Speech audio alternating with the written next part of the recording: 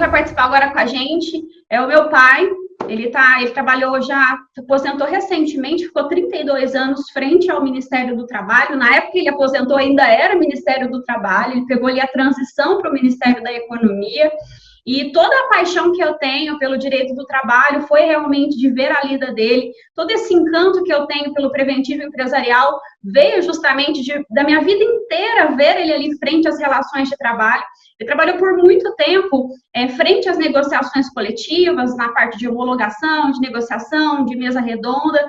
Então, hoje, nós somos sócios no escritório e em muitos pontos a gente tem opiniões divergentes e a gente acaba discutindo bastante, até pelo WhatsApp, e aí, por fim, a gente chega num consenso do que seria melhor para os clientes, mas eu já adianto aqui que eu fico muito feliz e honrada de receber ele aqui, porque é a primeira vez que ele participa com a gente de uma aula online. Ele já participou com a gente muito de aula presencial, já deu muita palestra aí, centenas de palestras, mas no mundo online ele está chegando agora. Seja bem-vindo, pai. Muito obrigada por aceitar o nosso convite. Na verdade, ele aceitou o convite por livre e espontânea pressão. Bom dia a todos, então. É um prazer enorme estar aqui com vocês, conversando sobre o direito do trabalho. Como disse a Jéssica, eu realmente não costumo trabalhar aí com lives ou com participação em mídias sociais. Eu sou um pouco avesso, embora seja apaixonado por informática, mas as mídias sociais realmente ainda não me seguraram, mas eu vou chegar lá. É que eu vivi muito tempo, durante 30 anos, atuando no Ministério do Trabalho, eu tive o cuidado de não me expor demais para não haver conflito com o trabalho que nós desenvolvimos. Agora, livre, atuando só na advocacia e nos cursos, trabalhando aí com o pessoal, nós podemos trabalhar de forma diferente, trabalhando com a Jéssica. Mas vamos lá, então. É um prazer aí estar falando junto com essas feras do direito do trabalho. Me sinto realmente pequeno, porque a experiência de vocês que estão atuando nas mídias sociais é muito maior do que a minha, mas vamos lá. Vamos tentar trabalhar também. Tio Sandro, doutor Sandro, eu queria te agradecer de verdade, principalmente pela mulher incrível que o senhor criou, e te agradecer também pela paciência, porque eu e a Jéssica, quando a gente tem alguma dúvida, a gente já fica, pergunta pro seu pai, vê o que o seu pai acha, vê o que ele fala. De madrugada. E 99,9% das vezes ele é contrário a gente. Então, é bem legal. Mas eu vou colocar na tela aqui a pergunta que o senhor vai responder para a Jéssica ler. Então, vamos lá. Pai, a medida provisória, as MPs que tratam das medidas emergenciais, apresentam algumas medidas que dependem de acordo coletivo ou individual. No caso do acordo coletivo, qual seria o procedimento adotado? O acordo formalizado com o sindicato deve ser lançado no mediador? Qual seria o caminho em caso de recusa do sindicato em negociar? E se não existir sindicato da categoria na cidade, poderia prosseguir com um acordo individual para redução de jornada ou suspensão do contrato? Apenas comunicando o Ministério da Economia? Como ficaria com os empregados não associados do sindicato? Última pergunta, o sindicato pode cobrar pela negociação, considerando que às vezes o colaborador não contribuía com o sindicato? Bom, vamos lá. Antes de conversar na primeira questão, eu quero só fazer um esclarecimento. As nossas divergências com a Jéssica, com a Tássia, a doutora Jéssica, a doutora Tássia, ela se situa no campo da formação ideológica. Como atuando no Ministério do Trabalho por 30 anos, eu fiquei ali ligado à defesa dos interesses do trabalhador. Embora nós atendêssemos empresas e sindicatos, mediando os conflitos, tanto de natureza individual como coletiva, mas havia sempre a preocupação de olhar pelo lado do trabalhador, que é o desamparado. E nós temos agora uma visão um pouco diferente, atuando também como advogado de empresa, o que não muda o nosso pensamento, porque a empresa deve sim ser amparada, deve ser protegida, desde que não prejudique o trabalhador. Então, por isso, às vezes, nós encontramos um pouco de conflito. E aqui, analisando essas questões que dizem respeito aos acordos coletivos, também nós podemos dar essa conotação. O primeiro ponto, qual o procedimento para os acordos ou convenções coletivas? O procedimento é o mesmo. As medidas provisórias não alteraram o título 6 da CLT, ou seja, a necessidade de realização de assembleia, E nessas assembleias há necessidade de participação de 2/3 dos associados em primeira convocação, né? E 2/3 dos presentes em segunda convocação, ou de 1/3 se a empresa tiver mais de 5 mil empregados.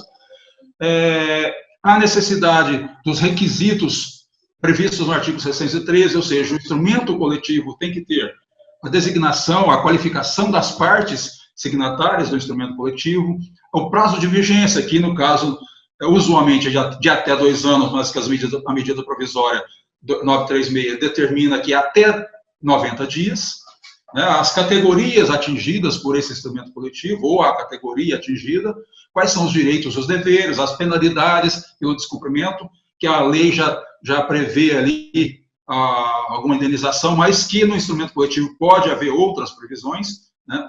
Então, esses são os requisitos básicos que determinam o procedimento, a maneira como o instrumento coletivo deve ser realizado.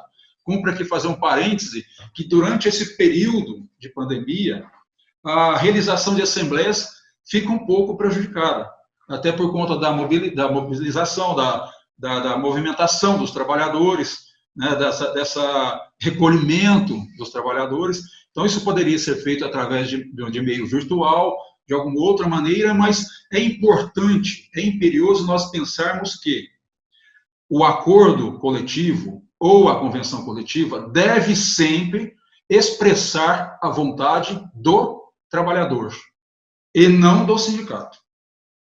Não é o sindicato, eu quero, eu aceito, eu concordo. Não, é o trabalhador que você representa, aceita ou concorda, por isso a necessidade da assembleia. Então, os sindicatos devem aí analisar a forma de realizar essa assembleia, mas ela tem que expressar necessariamente a vontade dos trabalhadores. O doutor Yuri chegou a manifestar na fala dele, eu achei interessante, a questão da vontade do trabalhador. Até que ponto o trabalhador pode escolher se ele aceita ou não a redução, se ele aceita ou não a suspensão do trabalho? Porque em ambos os casos ele perde. A participação do sindicato, portanto, ela é muito importante, para que ele consiga, afastado do empregador, com isenção, colher realmente a intenção dos trabalhadores e até demonstrar para os trabalhadores que é interessante, numa escolha entre garantir um salário integral e garantir um emprego, ele ficar com o emprego. Então, o sindicato vai ter um papel muito importante nisso, para mostrar para o trabalhador a necessidade, nesse momento emergencial, de abrir mão de alguma coisa. Por isso, essa questão, eu vou até ser rápido aqui, porque senão meu tempo estoura muito rápido, né? No segundo item, a questão relativa ao mediador. Deve ser lançado no mediador? Bom, a medida provisória fala que o acordo coletivo deve ser comunicado ao Ministério da Economia em até 10 dias.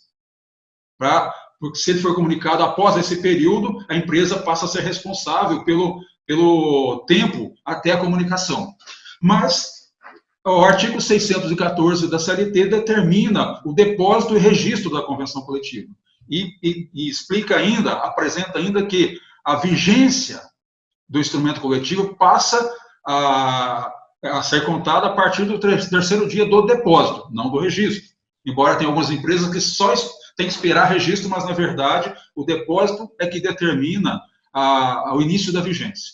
Mas, no caso desse período emergencial, isso não seria tão rigoroso, mas entendo eu que o registro no mediador é requisito do instrumento coletivo.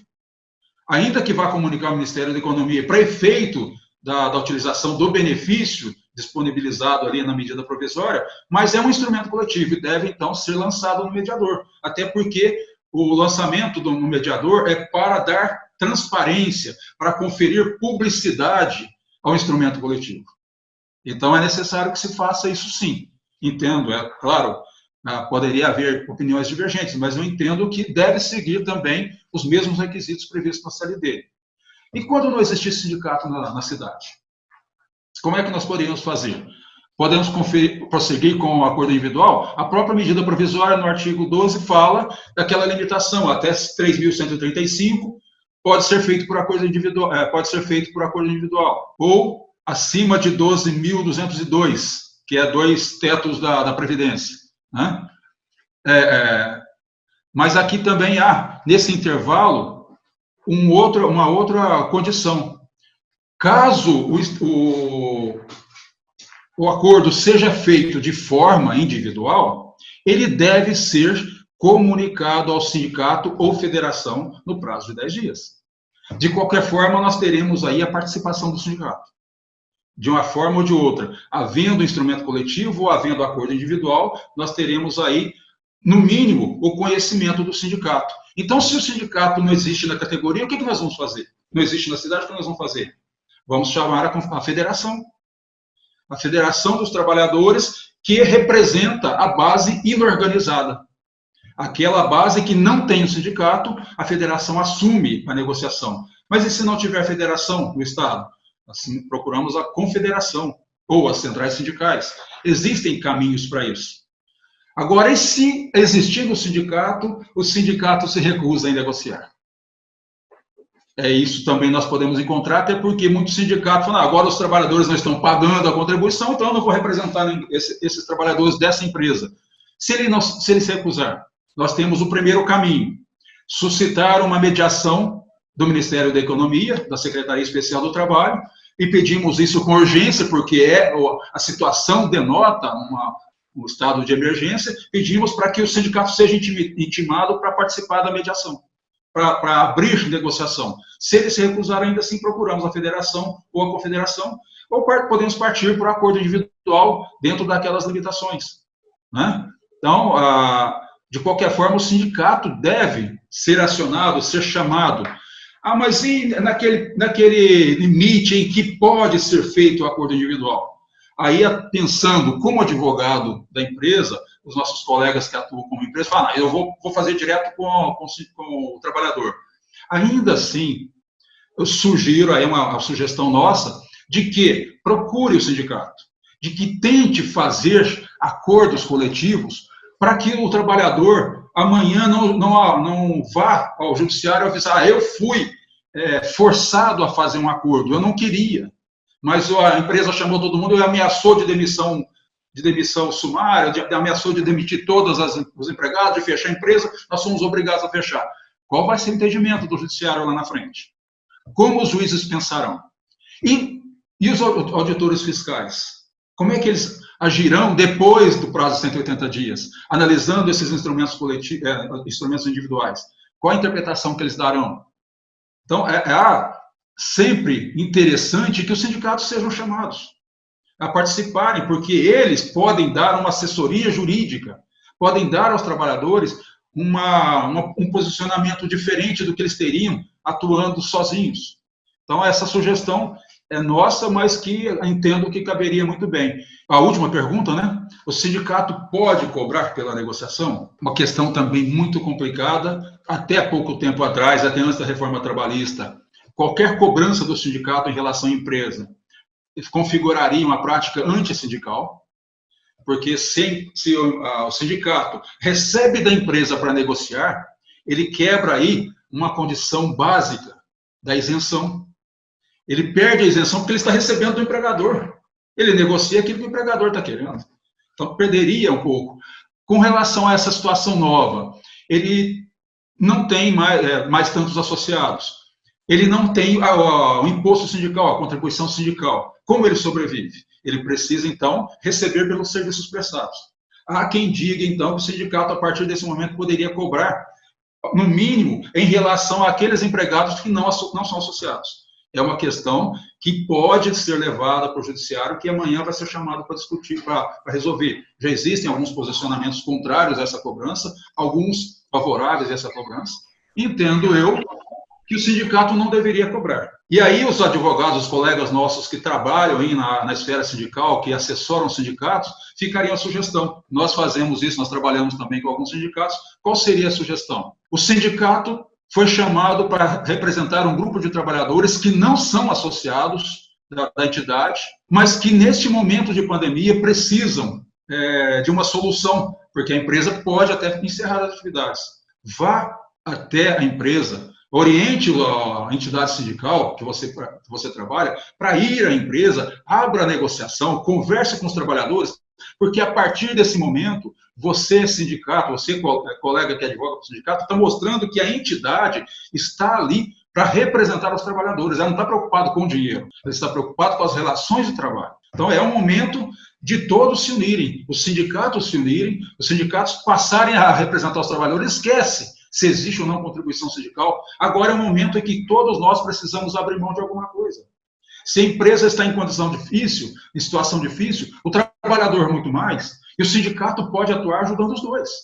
Então, é essa a nossa sugestão para que nós possamos juntos contribuir cada um com a sua parte. Nós não podemos, óbvio, exigir que só o trabalhador abra mão dos direitos dele. Todo mundo tem que renunciar a alguma coisa. E o sindicato, neste momento, também pode pensar nisso. Essa é a nossa singela contribuição. Perfeito. Obrigado, pai, pelas considerações. A gente tem visto aí também alguns tribunais regionais trabalhando em cima de algumas negociações, não são todos, mas alguns se dispuseram. A gente tem também a questão da assembleia virtual, né? E a gente tem, lá no escritório, a gente assessora alguns sindicatos, a gente tem batido muito nessa tecla. Muito se falou do enfraquecimento dos sindicatos. A gente sabe que a gente passou por um período muito delicado com essa questão das contribuições sindicais, e esse é o momento exato para o sindicato mostrar a força que ele tem, a importância que ele tem ali na defesa dos direitos dos colaboradores. Infelizmente, muitos sindicatos estão virando as costas nesse momento que a gente mais precisa. Então, se tem alguém aqui que acompanha, que assessora sindicato, orienta, é a hora de mostrar a importância que as relações sindicais têm para atrair para o sindicato aquele colaborador, para ele ver que é importante para ele realmente contribuir, considerando que ele tem por trás um apoio muito grande. Muito obrigada, pai, pelas considerações, sou sua fã número 1, minha grande inspiração do direito do trabalho, eu não seria nada se eu não tivesse você, então eu vou ficando por aqui, senão daqui a pouco eu choro. Eu que agradeço, estou aprendendo muito com essa nova fase da minha vida, aí partindo para esse lado dos cursos, das mídias sociais, e vocês viram que a divergência não é tão grande assim, né? Nossos pensamentos não são tão divergentes assim, né? Muito obrigado. Eu vou continuar aqui assistindo o trabalho de vocês. Eu estou brincando aqui, eu falei que a gente diverge muito, mas no fim eu acabo cedendo e acatando a opinião dele. Eu vou brigar com uma pessoa que tem 32 anos de experiência no Ministério do Trabalho? Não vou discutir, não vou.